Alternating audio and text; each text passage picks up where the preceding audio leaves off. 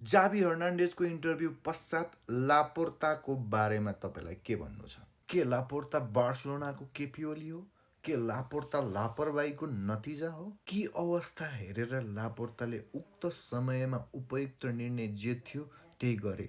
अथवा कि जावी हर्नान्डेजले आफूलाई क्लबबाट निकालेको कारणले यो दुश्मनी साधेको हो? वा भनौँ बार्सिलोनाको इलेक्सनलाई प्रभाव पार्न लापोर्तालाई यो आरोप लगाएको हो? र जे भए पनि एउटा कुरा के क्लियर देखिन्छ भन्दाखेरि लियोनल मेस्सी दाजु महान खेलाडी मात्र नभएर एक महान सोच भएका व्यक्ति पनि हुन्।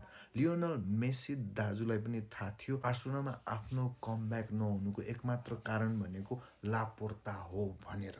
तर मेस्सी दाजुले यो चुनावको अगाडि कसैको पनि समर्थन गर्नु भएन र उहाँ स्वयं आफैले पनि भन्नुभयो म कुनै पनि किसिमको समर्थन गर्नेवाला छैन अथवा आफ्नो कारणले निर्वाचनमा कुनै पनि प्रभाव नपरोस् भन्ने सोच राख्नुहुन्छ। यदि त्यहाँ मेस्सी दाजुको ठाउँमा अरू खेलाडी भइदिएको भए पक्कै पनि यो इलेक्सनमा लापोर्ताको विरुद्धमा आफ्नो समर्थन राख्थे र सबलाई थाहा छ मेस्सी दाजुको एउटा सानो समर्थनले पनि बार्सिलोनाको चुनावमा ठुलो प्रभाव पर्नेछ र पुरै कुर्सी हल्लिने छ।